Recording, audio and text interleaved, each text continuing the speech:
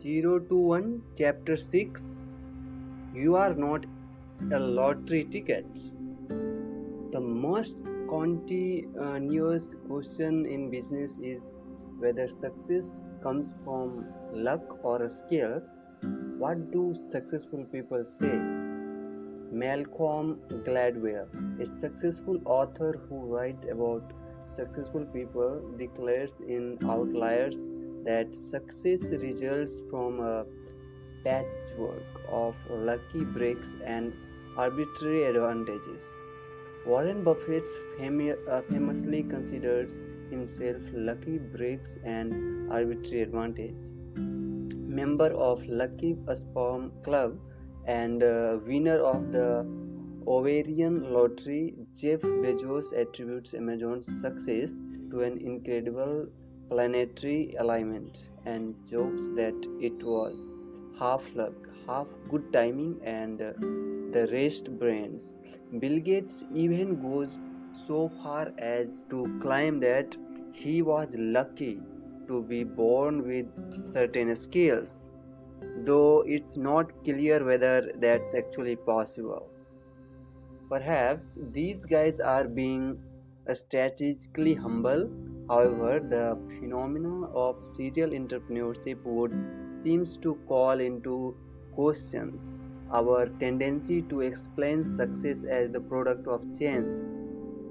Hundreds of people have started multiple million dollar businesses. A few like Steve Jobs, Jack Dorsey, and Elon Musk have created several multi-billion-dollar companies.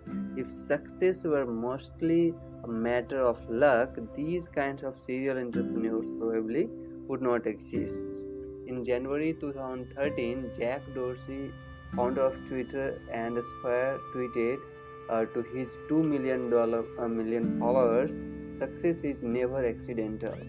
Most of the replies were unambiguously negative, referencing the tweets in the Atlantic. Reporter Alexis Madrigal wrote that his instinct was to reply, "Success is never accidental."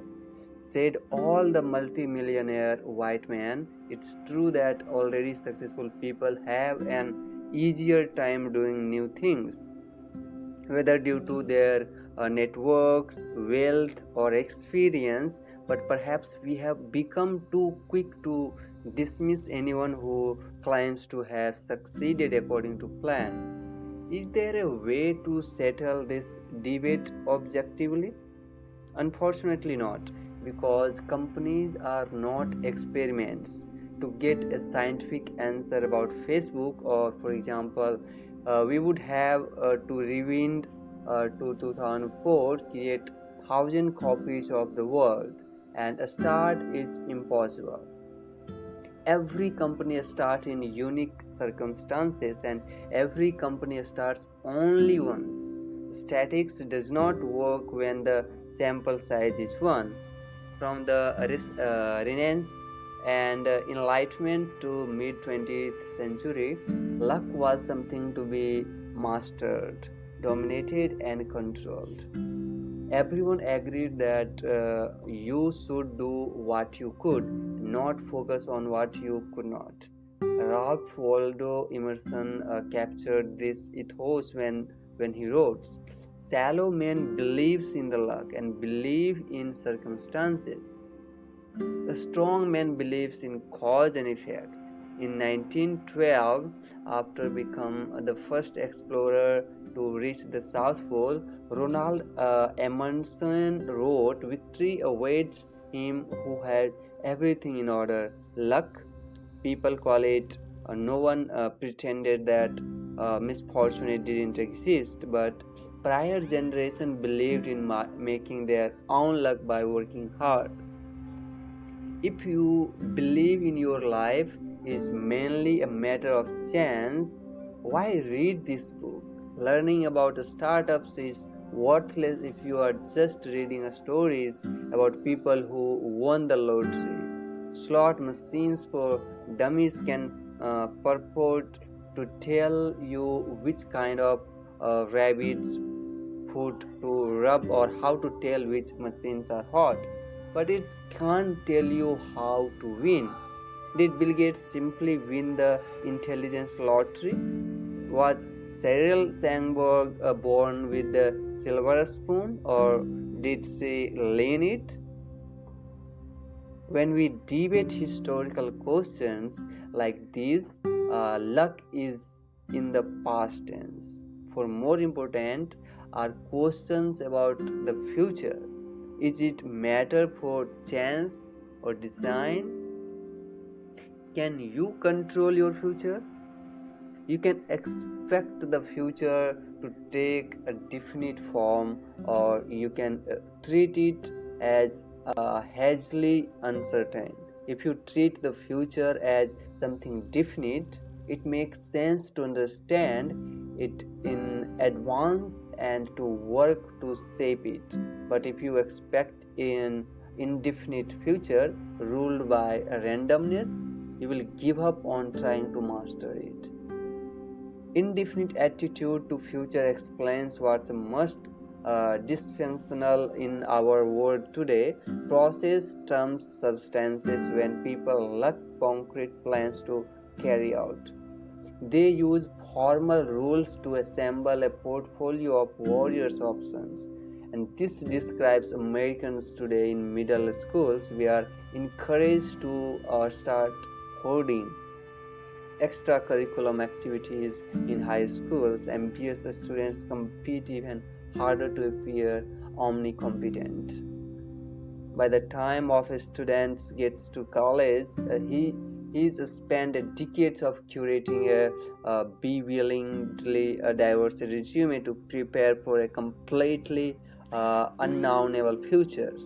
Come what may, he is ready and for nothing in particular. A definite views, by contrast, favor firm convictions instead of pursuing many-sided mediocrity and calling it well-roundedness. A definite person determines the one of the best thing to do and then does it. Instead of working tirelessly to make herself indistinct, she strives to be great at something substantive. To a monopoly of one, this is not what young people to do, because everyone around them has long since lost faith in a definite world. No one gets into a Stanford by excelling at just one thing, unless that thing happens to involve throwing or catching a leather ball. You can also expect the future to be either better or worse than the present. Optimists welcome the future, pessimists fear it. Combining these possibilities yields four views. Indefinite pessimism. Every culture has a myth of decline from some golden age, and almost all peoples throughout history have been pessimists. Even today, pessimism still dominates huge parts of the world, and an indefinite pessimist looks out into the bleak future, but he has no idea what to do about it.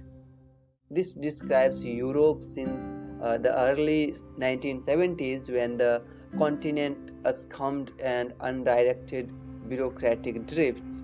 Today, the whole Eurozone is in the slow motion crisis, and nobody is in charge. The European Central Bank does not stand for anything but improvisation. The US Treasury prints the "In God We Trust" on the dollar. The ECB might as well print "Kick the can down the road" on the euro. Europeans just react to events as they happen and hope things don't get worse. The indefinite premises can't know whether the inevitable decline will be fast or slow, catastrophic or gradual. All he can do is wait for it to happen. so he might as well eat, drink, and we carry Mary to meantime. Hence, European famous vaccination. Definite pessimism. A definite pessimist believes the future can be known, but since it will be bleak, he must prepare for it. Perhaps surprisingly, China is probably the most definitely pessimistic place in the world today. When Americans see the Chinese economy grow ferociously fast 10% per year since 2000, we imagine the confident country mastering its future. But that's because Americans are still optimists, and we project our optimism into China. From China's viewpoint, economic growth cannot come fast enough. Every other country is afraid that China is going to take over the world, and China is only country afraid that it won't. China can grow so fast only because its starting base is so low.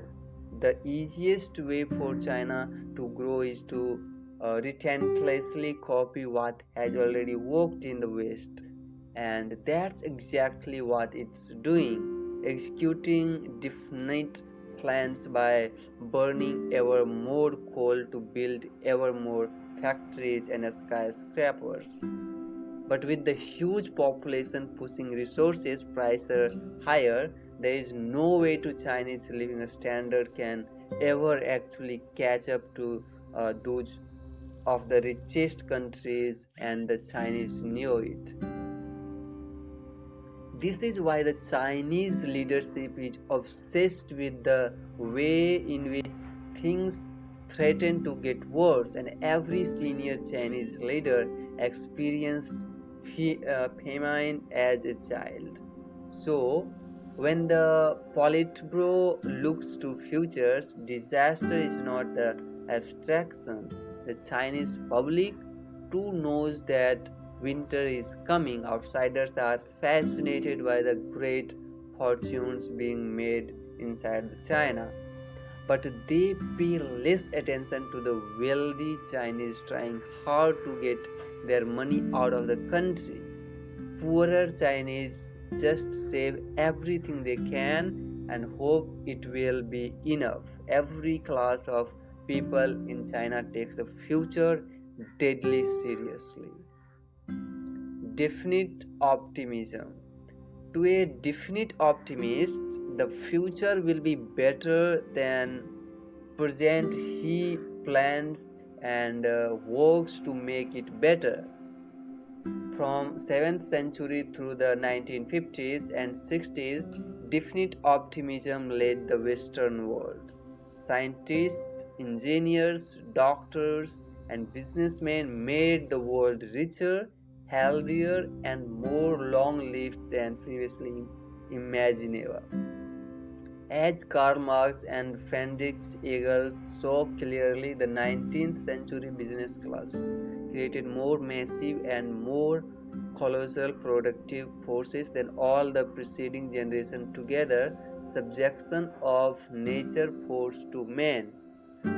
Machinery application and chemistry to industry and agriculture, steam navigation, railways, electric telegraphs, clearing the whole continents for cultivation, canalization of rivers, whole population consumed out of the ground.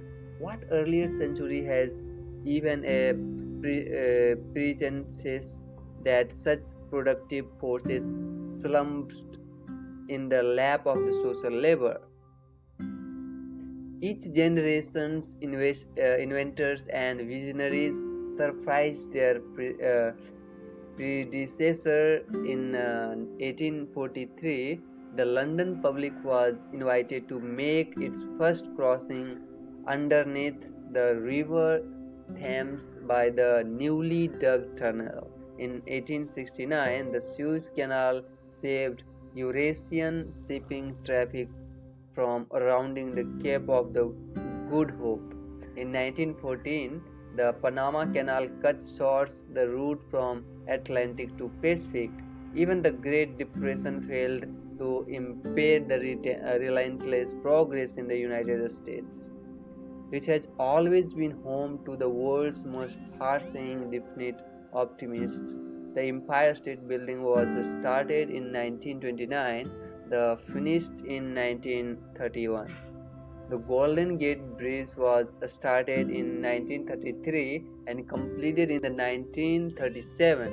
The Manhattan Project was started in 1941 and had already produced the world in the peacetime. The Interest Highway Stream begins construction in 1956, and the first 2,000 miles of the road were open for driving by 1965.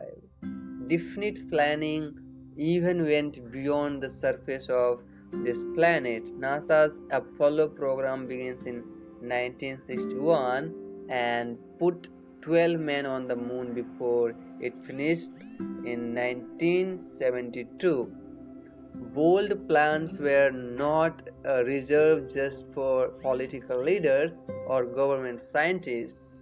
In the late 1940s, a Californian named John River set out to reinvent the physical geography of the whole San Francisco Bay Area.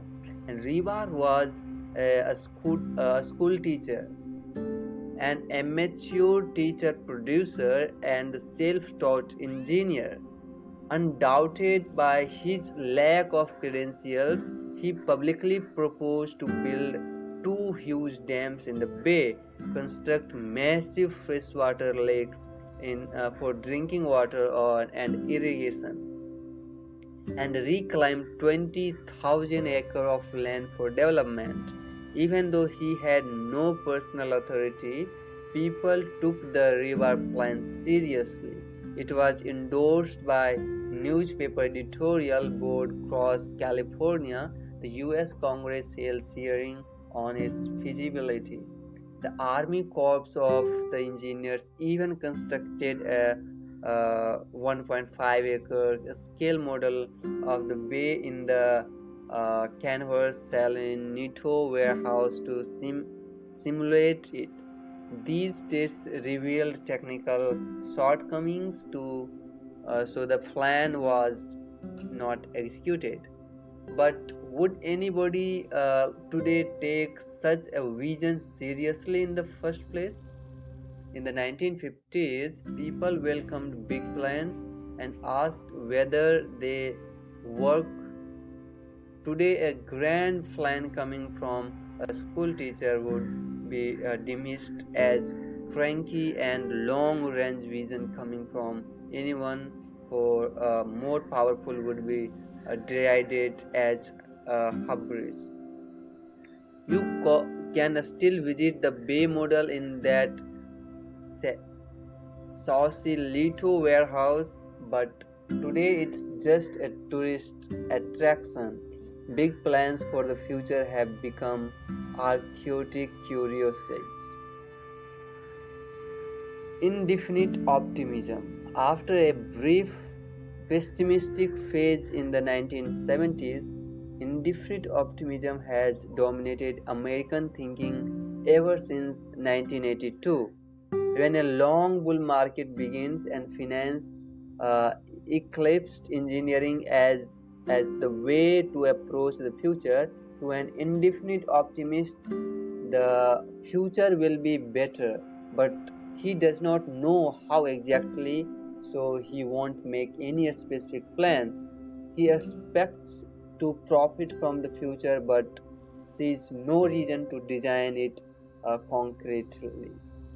Instead of working for years to build a new product, indefinite optimists rearrange already invented ones, and bankers make money by rearranging the capital structure of already existing companies.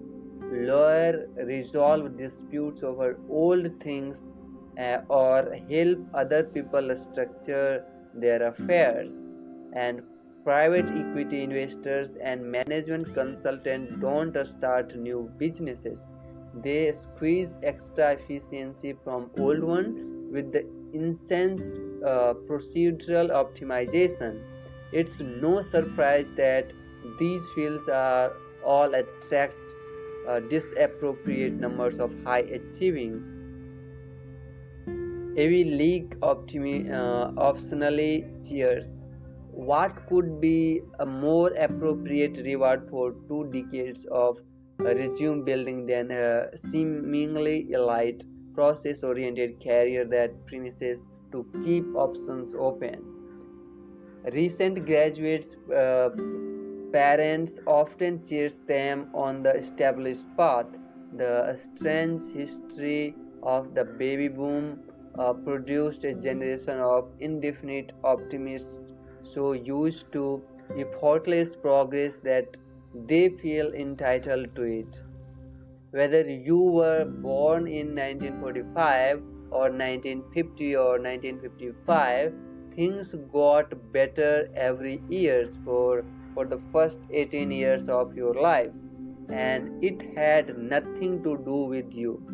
Technological advance seems to accelerate automatically, so the boomers grew up with great expectations but few specific plans for how to fulfill them. Then, when technological progress stalled in the 1970s, increasing income inequality come to rescue of the most elite boomers. Every year of the adulthood continued to get automatically better and better for the rich and successful. The rest of their generation was left behind, but wealthy boomers who shaped public opinion today see little reason to question their native optimism since trackers career worked for them. They can't imagine that they won't work for their kids too. Malcolm Gladwell says you can't understand Bill Gates' success without understanding his fortunate personal context. He grew up in the good family, went to a private school equipped with a computer lab, and counted Paul Allen as a childhood friend. But perhaps you can't understand Malcolm Gladwell without understanding his historical context as boomer, born in 1963. When baby boomers grew up and write books to explain why one or another individual is successful, they point to the power of particular individual context as determined by chance. But they miss the even bigger social context for their own preferred explanation. A whole generation learned from childhood to overrate the power of chance and underrate the importance of planning. Gladwell at present appears to be making the Constantinian critique of the myth of the self-made businessman, but actually his own account enclaps the conventional views of generation.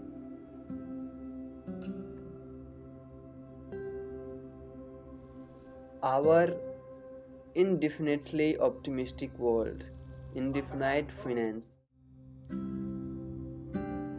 While a indefinitely optimistic future would need engineers to design underwater cities and settlement in space, an indefinitely optimistic future calls for more bankers and lawyers. Finance epitomizes indefinite thinking because it's the only way to make money when you have no idea how to create wealth. If they don't go to law school, bright college graduates head to Wall Street precisely because they have no real plan for their careers. And once they arrive at Goldman, they find that even inside finance, everything is indefinite. it's still optimistic. You would not play in the markets if you expected to lose. But the fundamental tenet is that the market is random. You can't know anything specific, and substantive diversification becomes supremely important. The indefiniteness of finance can be bizarre. Think about what happens when successful entrepreneurs sell their company. What do they do with the money? In a financialized world, it unfolds like the founders don't know what to do with it, so they give it to a large bank. The bankers don't know what to do with it, so they diversify by spreading it across a portfolio of institutional investors. Institutional investors don't know what to do with their managed capital, so they diversify by amassing the portfolio of stockers. Companies try to increase their share price by generating free cash flow. If they do, they issue dividends or buy back shares, and the cycle repeats. At no point does anyone in the chain know what to do with the money in the real economy. But in an indefinite world, people actually prefer unlimited optionality. Money is more valuable than anything you could do it with it. Only in a definite future is money a means to an end, not the end itself.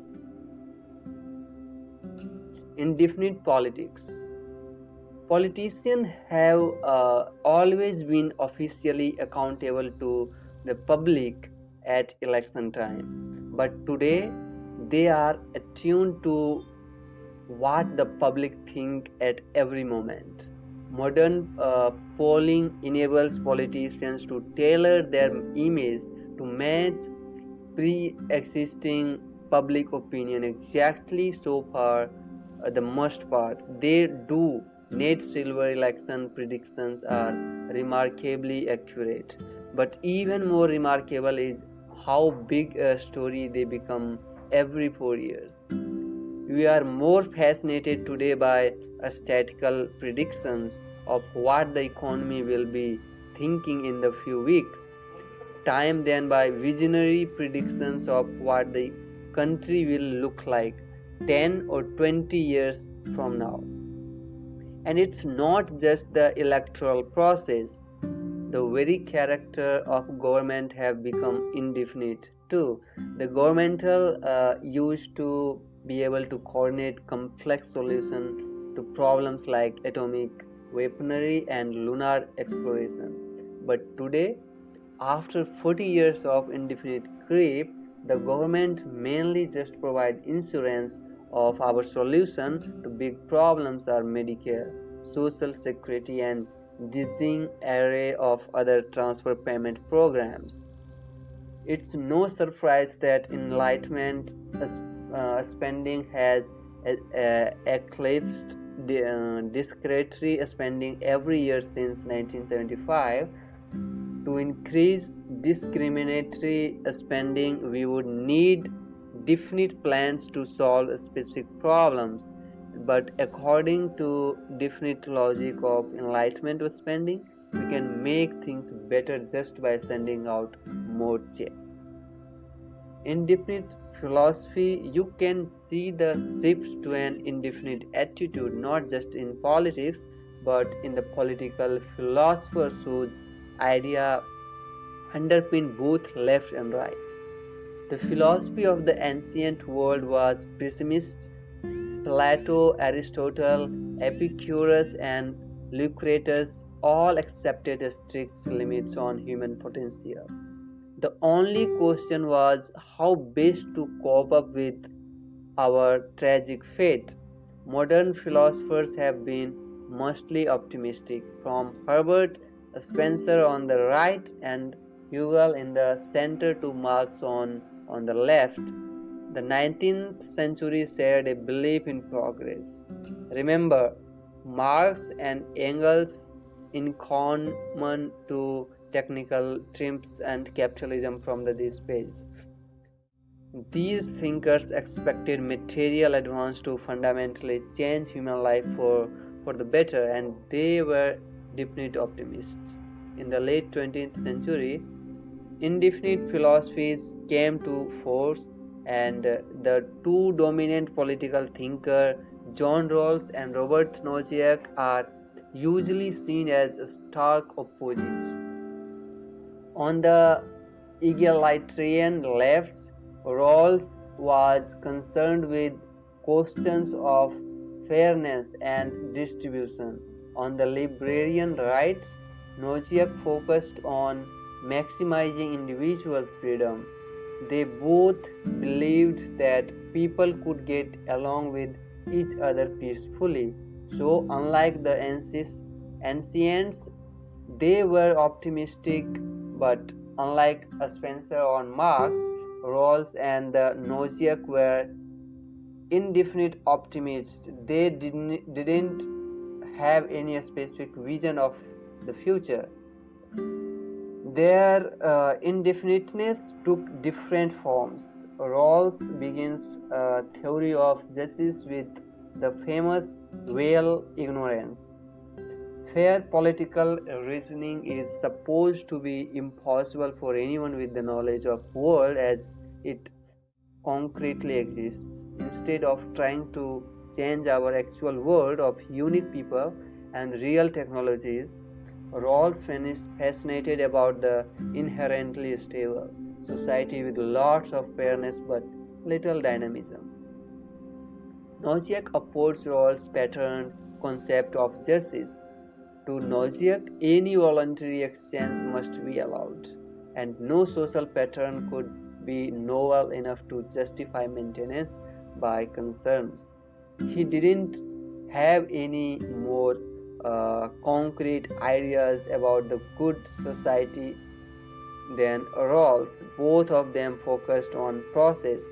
Today, we exaggerate the differences between left liberal egalitarianism and liberalism, individualism, because almost everyone shares their common indefinite attitude. In philosophy, politics, and business too, arguing over process has become a way to endlessly differ, making concrete plan for a better future. Indefinite life. Our ancestors sought to understand and extend the human lifespan in the 16th century. Conquistadors searched and jungles of Florida for a fountain of youth. Francis Bacon wrote that he prolongation of life should be considered its own breath of medicine. The novelist, and in the 1966, Robert Boyles placed life's extension along with recovery of youth atop of his famous wish list for the future of science, whether through geographic exploration or laboratory research. The best minds of resonance thought that death as something to defeat. Some resistors were killed in action. Bacon caused phenomena of death in 1926 while experimenting to see he could extend chicken life by freezing it in the snow. We haven't yet uncovered the secret of life, but insurers and statisticians in the 19th century successfully revealed a secret about death that still governs our thinking today. They discovered how to reduce it to mathematical probability. Life tables tell us our chances of dying in any given years, something previous generation didn't know. However, in exchange for better insurance contracts, we seem to have given up the search for secret about a longevity. Systematic knowledge of current range of human lifespan has made that range seem natural. Today, our society is permeated by twin ideas that death is both inevitable and random. Meanwhile, probabilistic attitudes have come to shape the agenda of biology itself. In 1928, a Scottish scientist, Alexander Fleming, found that a mysterious antibacterial fungus had grown on the petri dish he would forgotten to cover in his laboratory. He discovered penicillin by accident, and scientists have sought to harness the power of chance ever since.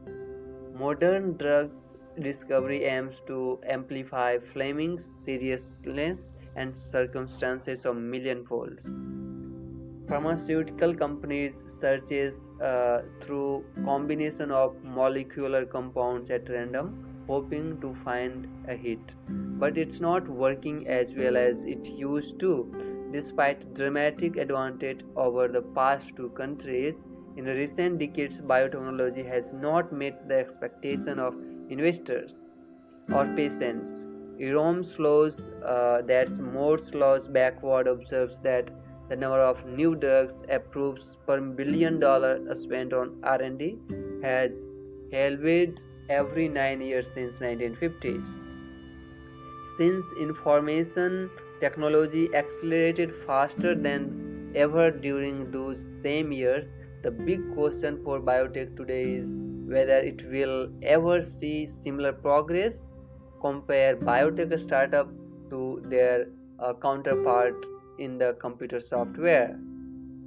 Biotech startups are an extreme example of indefinite thinking, and researchers experiment with things that just might work instead of refining definite theories about how the body's system operates. And biologists say they need to work on this way because the underlying biology is hard, and according to them, IT startup work because we created computers ourselves and designed them to reliably obey our commands.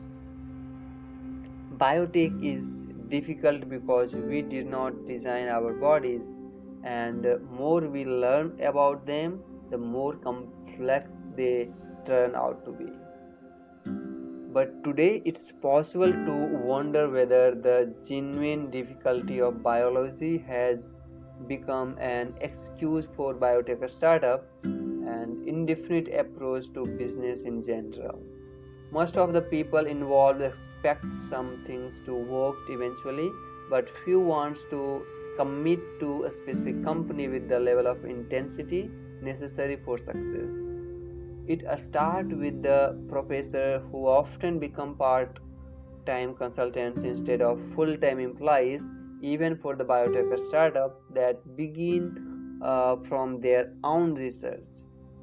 Then everyone else limits the professor definite attitude. It's easy for librarians to claim that heavy regulations holds biotech back, and it does. But the indefinite optimism may pose an even greater challenge for future of biotech.